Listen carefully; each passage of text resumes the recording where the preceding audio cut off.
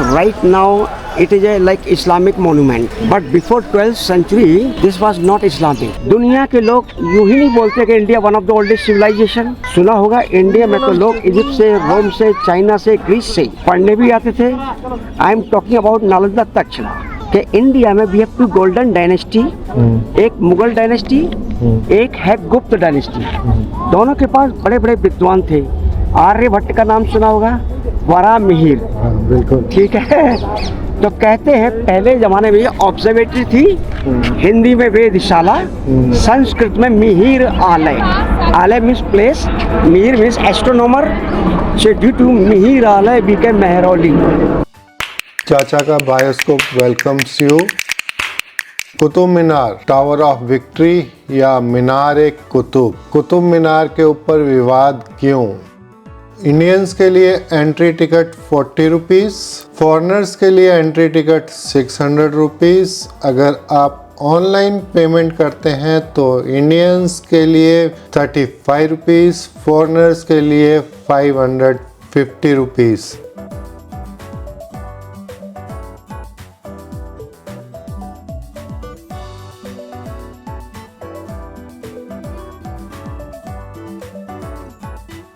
कुतुब मीनार के लिए जैसे ही आप एंट्री गेट से अंदर आएंगे तो आपको राइट में मिलेगा मुगल बगीचा और मुगल मस्जिद। इस पर आपको ये घर पिलग्रिम्स बने हुए दिख रहे हैं, ये मुगल समय के बने हुए हैं। यहाँ पर जो मस्जिद में विजिटर्स आते थे उनके ठहरने के लिए इंतजाम हुआ करता था। ये सामने मॉस्क दिख रही है, ये बहादुर शाह जफर ने बनवाई थी, एक आइडिया देने के लिए कि कोई भी मस्जिद होती है, मीनार होती तो almost should be like this. जरूर नहीं कि मीनार 4 हो, 2 हो, 1 भी हो, लेकिन डोम होता है, उसमें मस्जिद से अटैच होती है। बढ़ते हैं मीनार की तरफ और इस खूबसूरत मीनार के बारे में कुछ जानकारी लेते हैं। इस एपिसोड में मीनार का दिन और रात का व्यू आप देखेंगे। बाहर से भी सैलानी इस खूबसूरत इमारत को देखने के लिए आते हैं। ये जो सामने आप इमारत देख रहे हैं मस्जिद का वो हिस्सा है जिसे बाद में बनाया गया, मस्जिद को बड़ा किया गया। इसको मिलाकर मस्जिद की लंबाई 800 मीटर हो जाती है। इस इमारत के बारे में भी आगे हम एपिसोड में बात करेंगे कि किस किस ने इस मस्जिद को बनाने का काम किया। तो बने रहिए दोस्तों अपने चैनल चाचा का बायोस्कोप के साथ और एंजॉय कीजिए कुतुब मीनार की इस खूबसूरती का।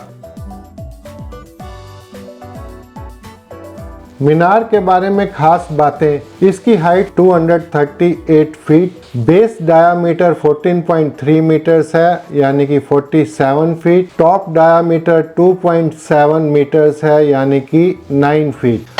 इस इमारत को बनाने में अरावली के लाल पत्थर और राजस्थान के मार्बल स्टोन, वाइट स्टोन का भी इसके अंदर इस्तेमाल हुआ है। अंदर की सीढ़ियों का काम वाइट मार्बल से किया गया है। इमारत की हाइट से अंदाजा लगाया जा सकता है इसकी नींव यानी कि इसका जो बेस है वो इसकी हाइट के हिसाब से 1/3 तो होगा ही होगा। Number of step 379। बिजली गिरने से 3 बार नुकसान इस इमारत को हो चुका है, सन 1326, सन 1368 और सन 1503। हर बार इसे रिपेयर किया गया और इसी कारण इस इमारत में आप ये लाल और सफ़ेद पत्थर देख रहे हैं। रेड स्टोन और मार्बल स्टोन का इसमें यूज किया हुआ है। यह मीनार नॉर्थ फेसिंग है। यह भी एक विवाद का बहुत बड़ा कारण है क्योंकि मस्जिद की मीनार ईस्ट फेसिंग होती है ना कि नॉर्थ फेसिंग। बहुत सारे इतिहासकार इसे 5वीं शताब्दी की विक्रमादित्य के समय की इमारत बताते हैं। आज की डेट में इमारत के अंदर 365 सीढ़ियां हैं क्योंकि समय के हिसाब से ये फर्श का लेवल ऊपर उठ चुका है। आज यहाँ आपको देखने को मिल रहा है किस तरह से फर्श का लेवल धीरे धीरे ऊपर उठ चुका है। और मीनार में यूज किए हुए पत्थर के कुछ यहाँ पर एग्जाम्पल रखे हुए हैं किस तरह से पत्थरों को जोड़कर बनाया गया। इस एपिसोड में बताई गई स्टोरी के लिए चाचा का बायोस्कोप इसकी सत्यता या असत्यता पर कोई प्रश्न चिन्ह खड़ा नहीं करता और ना ही इसे प्रमाणित करता है। जैसा हमने इस विजिट में जाना आपके सामने रखा। अगर इस एपिसोड को देखकर किसी की भावना अहित होती है तो जाने अनजाने में किए गए इस प्रयास के लिए हम माफी के हकदार हैं। यह जो इस्लामिक इमारत आप देख रहे हैं इस इस्लाम की वास्तुकला का नमूना माना जाता है, लेकिन बहुत से इतिहासकार इसे 12वीं सेंचुरी से पहले की इमारत बताते हैं, तब यह इस्लामिक नहीं थी। इसके ऊपर आपस में विवाद है। आप जानते हैं भारत के इतिहास में बहुत से आक्रमण हुए। इस इमारत के आसपास 27 हिंदू मंदिर और जैन मंदिरों को तोड़कर इस इमारत के पास बनी मस्जिद में इस्तेमाल किया गया। आक्रमणकारियों ने यहाँ पर धन दौलत को लूटा और अपने साथ भी लेकर चले गए। यहाँ पुराना शहर था और इसे लाल कोट के नाम से जाना जाता था। पृथ्वीराज चौहान यहाँ के आखिरी राजपूत राजा थे। उस समय यहाँ हिंदू और जैन धर्म की बहुत सारी इमारत हुआ करती थीं। तुर्किस्तान से मोहम्मद गोरी का आगमन हुआ। उससे पहले चंगेज खान जैसे लोगों ने हमला किया और लौट कर चले गए। मोहम्मद गोरी ने 17 बार आक्रमण किया। मोहम्मद गोरी ने तराइन के मैदान में पृथ्वीराज से 1191 में हार हासिल की और 1192 में मोहम्मद गोरी ने पृथ्वीराज चौहान को छल से हराया। उसके बाद मोहम्मद गोरी ने इस एरिया को कैप्चर कर लिया और सभी मंदिर तोड़ दिए। मोहम्मद गोरी ने अपने गुलाम कुतुबुद्दीन ऐबक को दिल्ली सल्तनत का स्थापक और गुलाम वंश का पहला सुल्तान बना दिया। कुतुबुद्दीन ऐबक ने भारत में पहली ओपन मस्जिद बनाई। मस्जिद बनाने के लिए जो 27 मंदिरों को तोड़ा गया था उसके मटेरियल का इस्तेमाल किया। इसका सबूत आप यहाँ पर देख सकते हैं। ये पहली ओपन मस्जिद का नाम दिया गया कुव्वत उल इस्लाम मस्जिद, जिस जगह पर आज हम खड़े हैं कुतुब मीनार के उत्तर पूर्व में स्थित है। कुव्वत का मतलब है पावर। कुछ इतिहासकार मानते हैं तब टावर की फाउंडेशन डाली गई टुवर्ड्स एंड ऑफ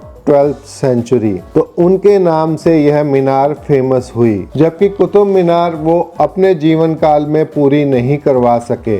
बाद में वह लाहौर पाकिस्तान चले गए और गुलाम वंश के सुल्तान बन गए। इन्होंने अपने दामाद इल्तुतमिश को यहाँ भेजा। इल्तुतमिश इस्लामिक स्ट्रक्चर बनाने में एक्सपर्ट थे। इल्तुतमिश ने 1211 से 1236 ईस्वी तक शासन किया। दिल्ली के गुलाम शासकों में सबसे महान माने जाते हैं। इन्होंने अपनी राजधानी को लाहौर से दिल्ली स्थानांतरित किया। कहा जाता है कि इल्तुतमिश ने कुतुब मीनार का निर्माण भी आगे पूरा करवाया। यह भी कहा जाता है कि कुतुब मीनार पहले बाहर थी, मस्जिद को एक्सटेंड कर उसे अंदर लाया गया। कुव्वत उल इस्लाम मस्जिद 101 फीट लंबी और 150 फुट चौड़े चबूतरे पर बनी हुई है।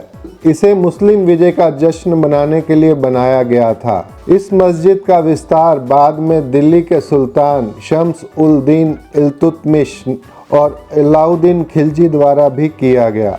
मस्जिद के पिलर्स को आप ध्यान से देखें तो आपको यहाँ पर हिंदू मंदिरों के पिलर ही नजर आएंगे। आपको ये मंदिर जैसा ही प्रतीत होंगे। खासकर पिलर के ऊपर बनी हुई घंटियाँ, हिंदू देवी देवता, 9 ग्रह आदि आपको देखने में यह मस्जिद बिल्कुल नहीं लगेगी। कुछ इतिहासकार इसको विवादित इमारत मानते हैं। ओपन मस्जिद में ही आपको आयरन पिलर देखने को मिलेगा। 1600 साल पुराना यह पिलर। इसके ऊपर संस्कृत में गुप्त ब्राह्मी लिपि में अभिलेख लिखा हुआ है। इसके आधार पर कहा जाता है कि चंद्रगुप्त सेकंड ने यह बनवाया था। Chandragupta second belongs to Gupta dynasty. यह पिलर बना था विष्णु टेम्पल के लिए। गरुड़ स्तंभ इसे बोलते थे, या कहिए गरुड़ ध्वज। ऊपर गरुड़ की फिगर हुआ करती थी जो अब टूट चुकी है, या कहिए उसे तोड़ दिया गया। यह आयरन पिलर दिल्ली का नहीं है, इसे बाहर से लाया गया है। इसके बारे में कहा जाता है इल्तुतमिश इसको लेकर आए। 7 मीटर हाइट का और 6 टन से ज्यादा वजनी है यह पिलर। कुव्वत उल इस्लाम मस्जिद और कुतुब मीनार का एरिया रात को 10 बजे तक खुला रहता है, लेकिन इसके राइट लेफ्ट सभी स्मारक अंधेरा होने पर बंद हो जाते हैं। और अब हम बढ़ते हैं इल्तुतमिश की मजार देखने के लिए।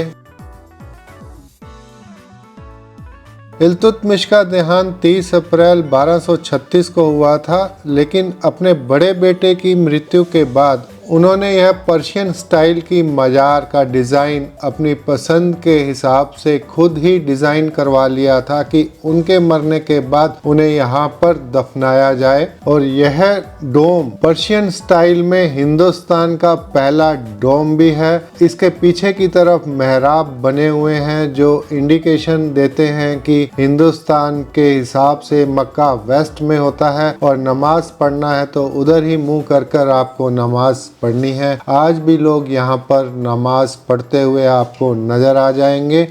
यह जो कब्र आप देख रहे हैं एक्चुअली यह कब्र का रेप्लिका है। असली कब्र इस मजार के राइट साइड में सीढ़ियां नीचे की तरफ जा रही हैं। 10 फीट नीचे वह बनी हुई है। कुतुब मीनार आप घूमने आएंगे तो यहाँ कई बार आपको शूटिंग होते हुए मिल जाएगी। लोग पिक्चरों की शूटिंग, अपने सीरियल्स की शूटिंग यहाँ पर करते हैं। चलिए अब बढ़ते हैं अलाई मीनार देखने के लिए। 1296 से 1316 ईस्वी अलाउद्दीन खिलजी के नाम पे इसका नामकरण हुआ।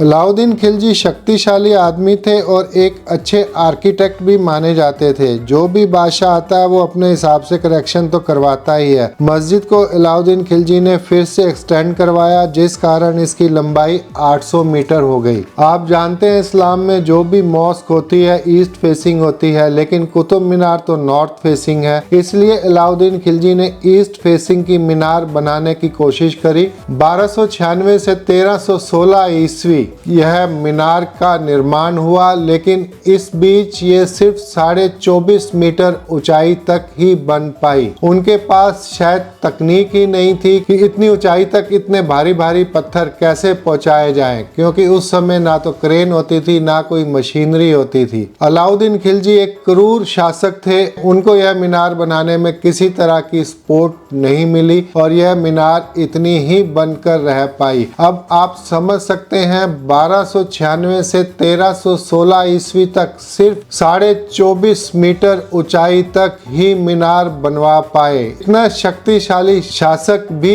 इस मीनार को पूरा नहीं करवा पाए, तो कुतुब मीनार को बनने में कितना समय लगा होगा इससे आप अंदाजा लगा सकते हैं। अमीर खुसरो ने तारीख इलाही में अलाउद्दीन खिलजी द्वारा मस्जिद के क्षेत्रफल को बढ़ाए जाने एवं नई मीनार के निर्माण का वर्णन भी किया है। ये आप कुआं देख रहे हैं। जब ये इमारत बन रही थी तो इसके लिए पानी की ज़रूरत भी होती थी। अब ये कुआं बंद कर दिया गया है। इस तरह के 14-15 कुएं यहाँ पर बनवाए गए, लेकिन कहते हैं कि सब में पानी नहीं मिल पाया, जिस कारण इस मीनार को बनाने में दिक्कत हुई। अब हम चलते हैं इसके ऑपोजिट साइड। ये जो आपको मजार दिख रही है ये है प्रीस्ट मोहम्मद अली जामिन, जो तुर्किस्तान के निवासी थे। सिकंदर लोदी के समय उन्होंने इसे अपने आप बनवाया था। आप साफ साफ देख सकते हैं यह लोटस की शेप में है और इसका एरियल व्यू लेंगे तो यह लोटस की शेप में दिखेगा। हमारे हिंदुस्तान का आइकॉन होता था लोटस, और यही नहीं आप ऊपर से एरियल व्यू लेने पर आपको कुतुब मीनार भी लोटस की शेप में नजर आएगा। इसी के पास में बना हुआ है अलई दरवाजा। अलाउद्दीन खिलजी एक बहुत अच्छे आर्किटेक्ट भी थे। उन्होंने बहुत सुंदर एंट्रेंस सदर्न गेट बनवाया जिसका नाम है अलई दरवाजा। क्राफ्टमैन तो इंडियन थे, इनको इंस्ट्रक्शन देने वाले पर्शियन थे। पर्शियन टाइल्स का यूज करते हैं ग्रीन और blue like Mosaic tiles. Indian कारीगरों को प्रॉपर इंस्ट्रक्शन ना मिलने के कारण इसमें रंगोली बना दी गई लाइक इंडियन सिंबल्स। इसके अंदर आपको देखने को मिलेगा श्रीयंत्र, लोटस, फूलों का हार, स्वास्तिक। अलाउद्दीन खिलजी ने तब उनका कत्ल करवा दिया। इस वजह से उनका दूसरा टावर भी पूरा नहीं हो पाया। इस क्रूरता की वजह से उन्हें तकनीक भी नहीं मिल पाई थी। दरवाजे में वाइट मार्बल और रेड स्टोन का इस्तेमाल किया गया है। यह पत्थर राजस्थान से आते हैं। दरवाजे की कारीगरी देखें तो हिंदुस्तान की शैली नजर आती है। दूसरा यह भी लगता है कि मुगल तो बाद में आए थे और यह पुरानी हिंदुस्तान की शैली है। यह बना था पहला गेट और इसके बाद अलाउद्दीन खिलजी की प्लानिंग थी ऐसे ही 3 और गेट बनाने की, लेकिन उनके साथ काम करने को कोई तैयार नहीं था। कॉम्प्लेक्स में उन्होंने पहला मदरसा भी बनवाया, इस्लामिक स्कूल, वह भी पूरा नहीं बन पाया। कुतुब मीनार की टॉप पर इस शेप का क्राउन होता था जो बिजली गिरने के कारण डिमोलिश हो गया। 1879 में ब्रिटिश टाइम में यह रेप्लिका गार्डन में बनाया गया। अलाउद्दीन खिलजी ने इस परिसर में एक मदरसा भी बनवाया जिसे कहते हैं इस्लामिक स्कूल, लेकिन वह पूरा नहीं हो पाया, वह भी अधूरा रह गया।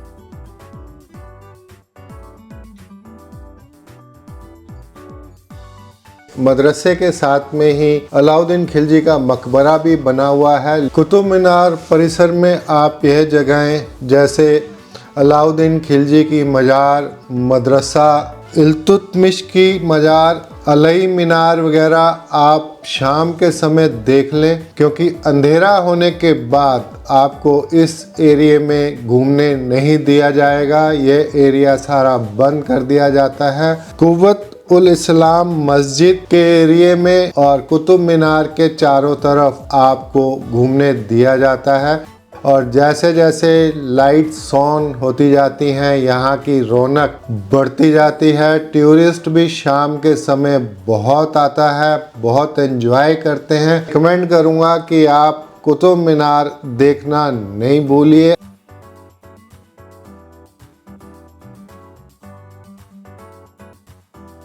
बहुत से इतिहासकार ऐसा मानते हैं क्योंकि इस बिल्डिंग में नॉर्थ फेसिंग एंट्रेंस है तो इसे नॉर्थ पोल कहा जा सकता है, लाइक ए कंपास। हिंदी में आप बोल सकते हैं ध्रुव स्तंभ। रात में नॉर्थ स्टार देखने में दिशा के बारे में जानकारी मिल जाती है, north, south, east, west. British time में बताया जाता है कि इस पे 24 मार्किंग्स मिली थी, जिनका मतलब है दिन में 24 आवर्स धरती घूमती है। इसकी परछाई एक कॉलम से दूसरे कॉलम पर मूव होती है। टावर के चारों तरफ 27 विंडोज हैं वेंटिलेशन के लिए। भारत में 27 नक्षत्रों को माना जाता है, तो यह भी उनकी गणना के लिए ही काम में आती थी। गौर से देखेंगे तो टावर थोड़ा सा झुका हुआ महसूस होगा, लेकिन ऐसा है नहीं, दिखता ऐसा है। आप इससे पता कर सकते हैं साल में बड़ा दिन कब होता है, छोटा दिन कब होता है। सन कभी मूव नहीं करता है, अर्थ चारों तरफ घूमती है, तो साल में एक दिन शैडो छोटी हो जाती है और एक दिन बड़ी हो जाती है। टावर की राइट साइड में ग्राउंड फ्लोर पर कुछ टेपर किया गया है। 21 जून को 12 बजे इसकी शैडो गायब हो जाती है। उस समय सूर्य बिल्कुल टॉप पर होता है, वही होता है सबसे बड़ा दिन। 21 दिसंबर को सबसे लंबी शैडो बनती है। 21 मार्च और 23 सितंबर को दिन रात बराबर भी होते हैं। इसी के साथ ही इसके चारों तरफ 27 मंदिरों के प्रमाण मिलना और 27 नक्षत्रों की गणना और कुव्वत उल इस्लाम मस्जिद के सभी पिलरों में हिंदू संस्कृति के चिन्ह मिलना, जो आज भी साफ साफ दिखते हैं, इस इमारत की विवाद का कारण है। चाचा का बायोस्कोप इसकी पुष्टि नहीं करता है। हमने जैसा सुना, जैसे जाना, वैसे आपके सामने रखा। हम इसे प्रमाणित नहीं करते हैं। यह यूनेस्को अप्रूव्ड बिल्डिंग हमारे देश की धरोहर है। तो दोस्तों बने रहिए अपने चैनल चाचा का बायोस्कोप के साथ और सब्सक्राइब, लाइक, शेयर करना नहीं भूलिएगा। साथ ही लगे बेल आइकन के बटन को जरूर प्रेस कर दीजिएगा। और एंड में आपको क्लिप मिलेगा शाम को 7:30 बजे 10 मिनट का लाइट एंड साउंड शो होता है, इसे भी आप देखना मिस ना करें। बढ़िया है यार, स्पॉट भी सही था। हाँ,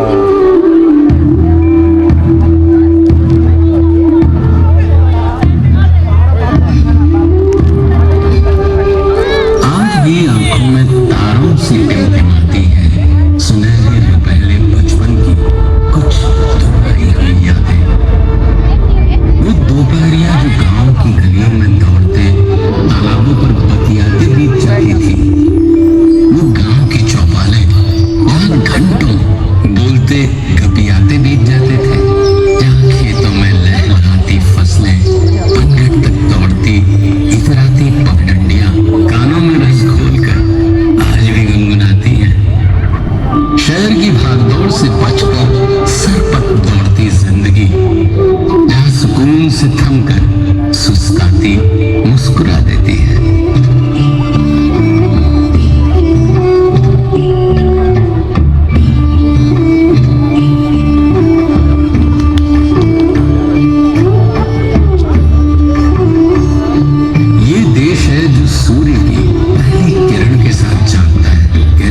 हमारी भारत की वो धरती जिस पर भोर का सूरज सबसे पहले अपनी किरणें बिखेरता है। हमारे देश के उत्तर पूर्व में बसे उगते सूर्य के पर्वत अरुणाचल प्रदेश का मनमोहक गांव डोन। ये है छत्तीसगढ़